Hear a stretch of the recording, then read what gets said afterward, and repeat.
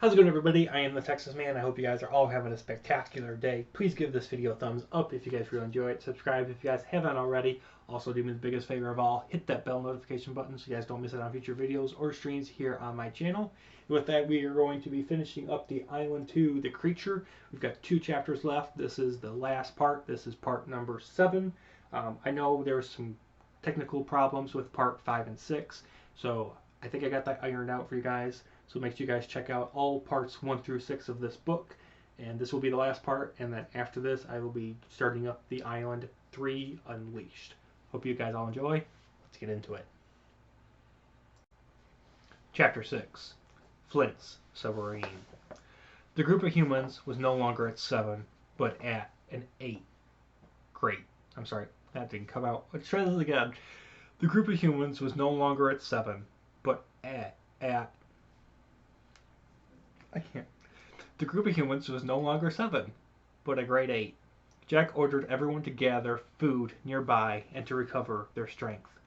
They all wondered why Jack was not pushing for the team to continue onwards towards the submarine, and soon understood that he planned to have the unit dash for the submarine for the remaining hours without stopping. As the day came to an end, Jack and Chris sat next to each other in their hill-like camp, while Tiffany and Kate did the same. Yet both groups were on the opposite side of the small fire. Jack, I wanted to talk to you about why our machine guns did not kill a creature before it killed my father, Sawyer, said Chris. I have no idea why bullets did not kill it. That cloud of darkness with white bolts of electricity is a strange thing that roams these islands, said Jack. I wonder which island it hatched from, asked Chris. I would not care about which island it hatched from, but the knowledge of it hatching from an egg or coming from somewhere else, said Jack. That statement scared Chris to realize Jack's point and ended the talk they planned to have that night. Chris left Jack's side, walked past Tiffany and Kate, and went to sleep. Do you love him? Asked Kate to Tiffany. Who? Asked Tiffany, even though she knew. Chris, replied Kate. With all my heart, said Tiffany. Then why hasn't he asked you to marry him? Asked Kate. I think he knows I love him, yet I think he is uncertain that this is the time to propose, said Tiffany. Perhaps, but you two could be dead tomorrow, so how would he feel then about waiting? Replied Kate. It is his choice, said Tiffany. Everyone went to sleep, awoke, and continued to gather food for 2 more days. The group was awake and had only 24 hours before the islands sunk.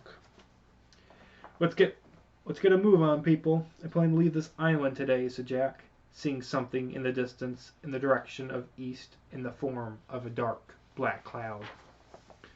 The dark cloud continued to come closer and closer towards the group of humans and the Phoenix, and suddenly the object coming towards them was made out clearly as the creature. Run! Yelled Jack. The group of humans and the Phoenix dashed or flew down the west side of the hills and into the forest of numerous trees. The Phoenix was the last member of the group and sadly was too slow to evade the creature, resulting in the lovely mythological bird's death before it even flew into the forest. Jack, Kate, Chris, Tiffany, Bobby, Nick, Mark, and Luke looked behind themselves to watch the creature suck up the bird's body and make it disappear, like Sawyer Miller. The team continued to run hard and fast through the forest and began to follow Kate, which was headed north now. The sound of the creature roaring increased, and everyone realized the evil thing was still hunting them down. The creature was soon visible to Bobby and Nick, who were the people in the back of the group, and realized it was gaining on them. Jack looked behind himself to see the creature near Bobby and Nick, yet knew that he could not do anything to save them. Bobby and Nick looked at their friends and remembered their past adventures on the islands and were seconds later snagged by the creature. The group of now 6 humans watched without stopping in their run as the twin scientists were vaporized into nothing by the monster. The group continued running through the forest and Jack ordered to cease in their run. What are we going to do to kill that thing? Asked Chris. I am not sure. However, the good news is we lost a creature and we are only 10 minutes or so from Flint's submarine, replied Kate. The group regained their strength, and before continuing in a continuous walk to the site of the submarine, continued to, in a continuous walk to the site of the submarine, the smell of the ocean and the sound of waves crashing down into a sandy beach. As they continued closer and closer, the group realized they were no longer walking onto dirt or sand, but wood planks that were part of the submarine dock. The thought that the group was at last able to leave was all in six of their heads, yet the group of structures approaching the group ended it very quickly. "Hello there," said Jack, as Kate attempted to count the individuals that were walking oddly towards them. "Hello there," replied one of the many men, with no clothes, no organs, and no skin. "I think these things are practically walking bones, or zombies," hinted Chris to Jack. "Why have you come here?" asked the same zombie man. "We are in need of that submarine to leave these islands before they sink in less than 24 hours, replied Jack. "I can't allow you to take my submarine anywhere," replied the zombies. Kate could finish counting and realized there was 50 zombies total, and one was female.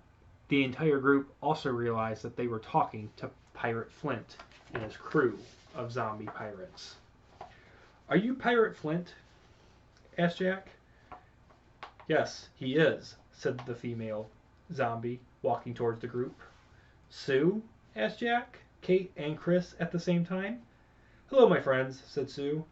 "What happened that made you, your husband, and his crew zombies?" asked Jack. "Because the island arose, it brought with it a curse of bringing back to life selected people with its magic powers. We are here to leave also," said Sue. "Do you know how we can have revenge by killing the creature?" asked Kate. "Yes. The creature has one weakness.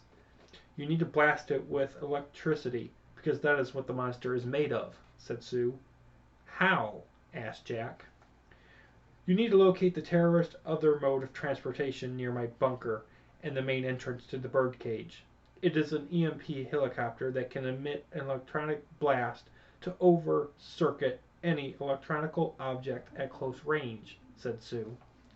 "Thank you very much," said Jack. "You are welcome, yet you can't leave and kill my golden treasure monster," said Flint, signaling his forces to kill the humans and turn them into zombies also. Suddenly, a sword was tossed into midair. Jack, Kate, Chris, and Tiffany ducked, yet Mark, Jones, and Luke Samuel lost their heads and died. The group of now 4 opened with their machine guns on the zombie army, and the bullets did nothing. "How many more things are on these islands that bullets can't kill?" asked Chris, outraged there was no way and nothing to help them. The group realized that this was possibly the end of their journey, and prepared to become zombies.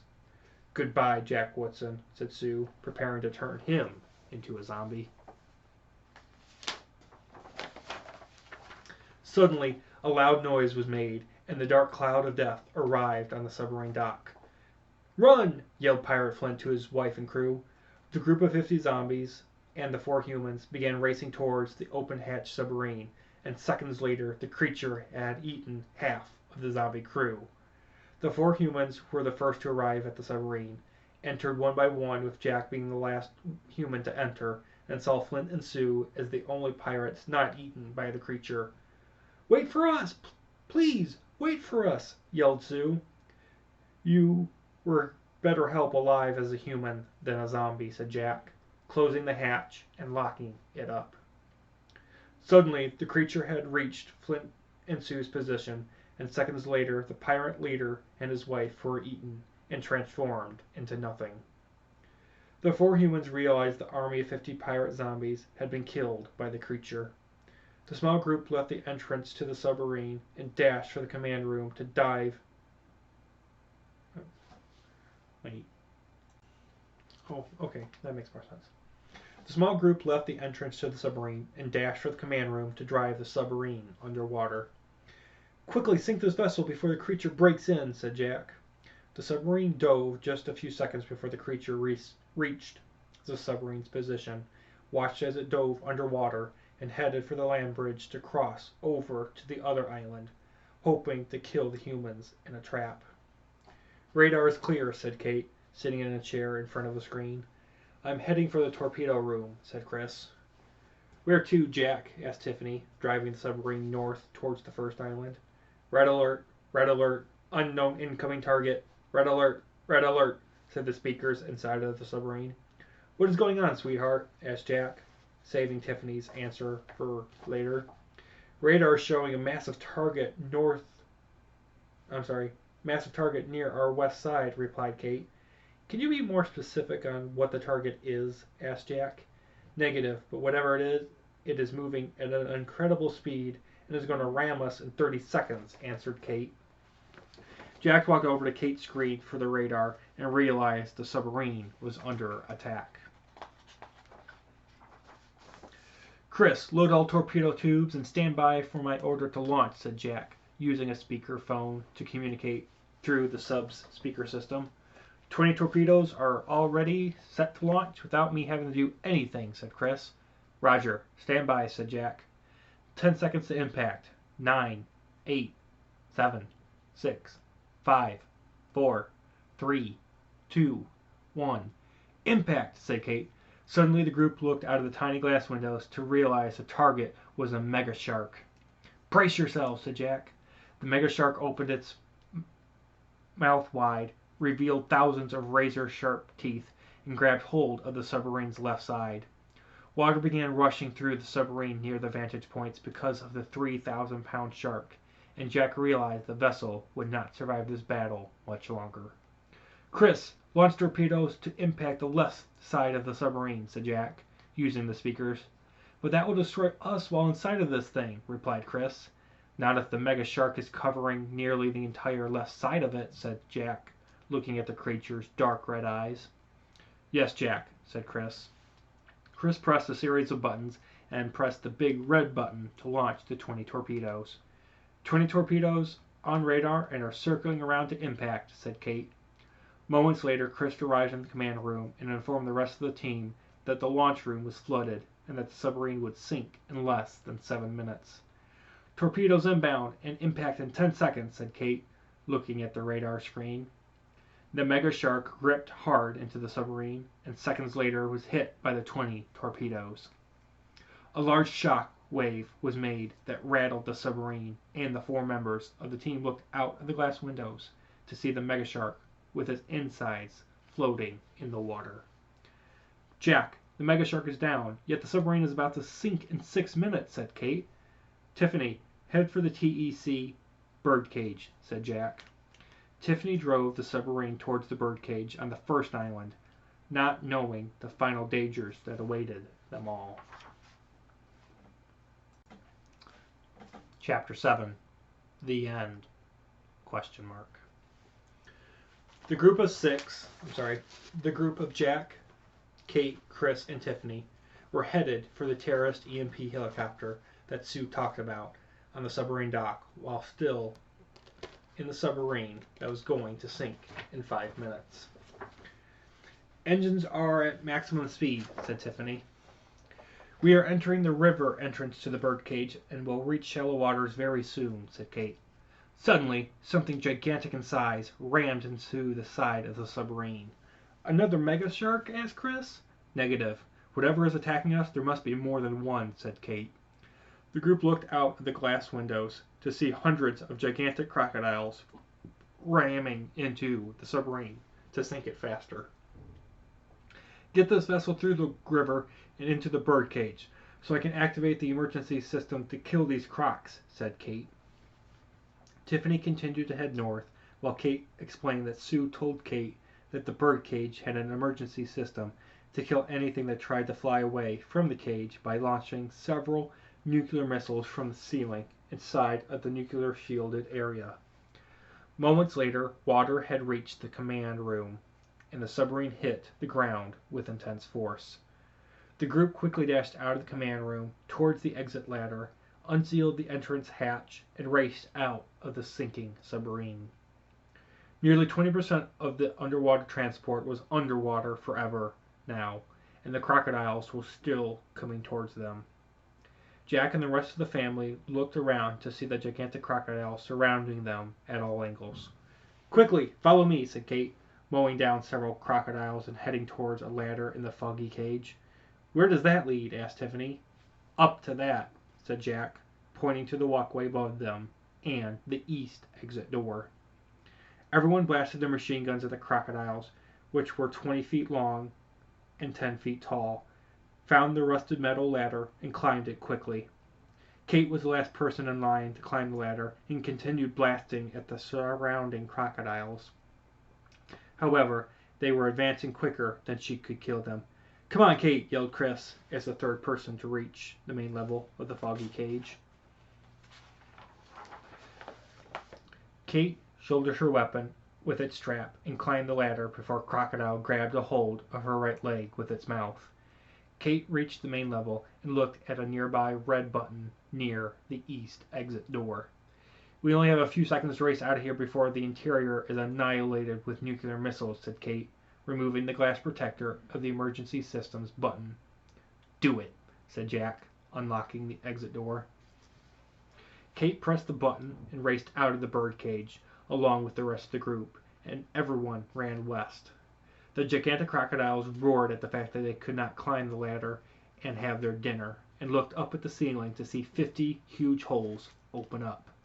The crocodiles watched as pointed objects, extremely fast, blasted out of the ceiling with an intense raging fire behind it, and moments later the 50 objects of death completely annihilated all of the crocodiles. The nuclear missiles torched the entire inside of the birdcage, and the impact of them shook the island's ground, so the group knew those hungry crocodiles were no more. "Kate, don't you think those nuclear missiles aided in the island sinking in less than 1 hour?" said Jack. "Sorry, but I wasn't thinking about that problem at the time," said Kate. "Let's find that EMP helicopter and leave these islands forever," said Jack. The heat had increased from that of the submarine in the foggy cage to that of the volcano to the far north, as the group headed south to locate the transport to leave the island at last. After walking endlessly through tropical trees for about 50 minutes, the group had found the EMP helicopter. "Where's the EMP blast?" asked Tiffany. "It is that gigantic black box with the uncountable holes the size of a pin underneath the propellers," answered Chris in a sweetheart-like tone. "Let's get going," said Jack, excited they were finally leaving. "This is the end?" yelled Chris, boarding the back seats along with Tiffany.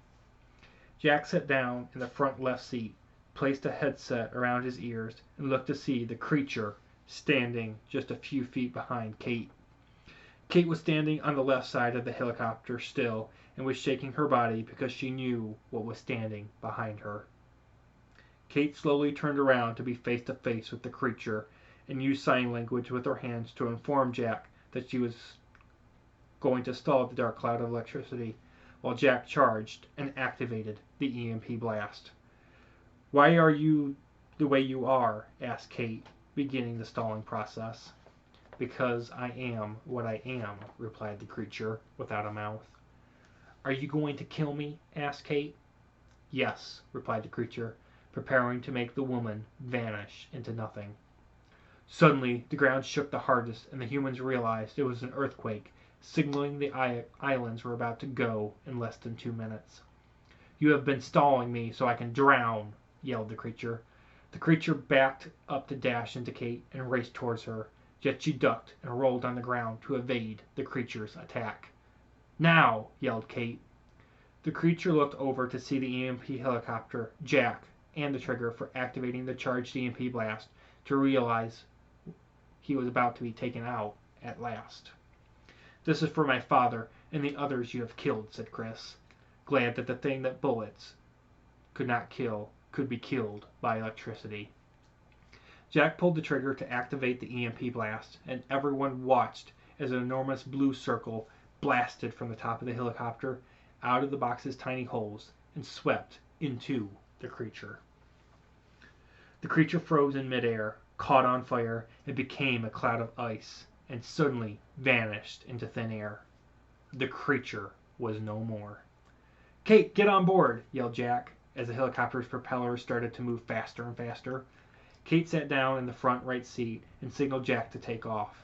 Kate continued to turn around to see Chris and Tiffany kissing and kissing and kissing on the lips, and realized, even in all the death that took place, that life had begun. "Look!" yelled Jack to everybody. The group of 4 humans watched from above Sue's bunker, Polar Mountain, Kate's campsite, Beach Base, the land bridge, the remains of Flight 2020, the vampire house, and the hills begin to be taken over by pounds of water. Within the next 30 seconds, both islands had been taken over by water and were no longer visible to the survivors of Flight 193 or Flight 2020. Jack piloted the helicopter southwest and eventually entered Florida's airspace in 15 hours. As the group left the area of the sunken islands, Jack remembered the following people that died under his leadership and the one person that tried to overthrow him: John Russell, Bobby and Nick Hayes, Sawyer Miller, Mark Jones, Luke Samuel, and Smith Lockout. The leader remembered the battles and the encounters with the following creatures and dinosaurs during his 8 years while being alive on the islands: gigantic spiders, Spinosauruses, T-Rexes, raptors, crocodiles, vampires, zombies, an octopus, a mega shark, an anaconda, a yeti, a Komodo dragon, a phoenix, and the creature. When the helicopter landed in Florida, Jack and Kate went their separate ways from Chris and Tiffany, yet would remain friends forever until death. Jack and Kate Woodson moved to Ohio, discussed the events that took place before they met again on the island, had a baby boy named Cody, and lived a normal life. Chris Miller proposed to Tiffany Roberts. Both were married, remained in Florida to work at Walt Disney World, and had a daughter named Alice. Though the adventures are over, my dear readers of Jack Woodson, being in a dream and realizing that the end of it was not real, I am glad to say that the event of Flight 193 did change many lives. Location unknown. The water was moving normally, yet suddenly a third island rose up from underwater with 2 land bridges, one to connect to the other 2 sunken islands, making a triangle in the uncharted area of the oceans. It would seem that Flight 193 and Flight 2020 crashed in the Bermuda Triangle. And we did it, guys. We have finished this. This has been the Island 2 The Creature. Look forward to me starting up the Island 3 Unleashed very soon here on my channel. You guys have a great day. Bye.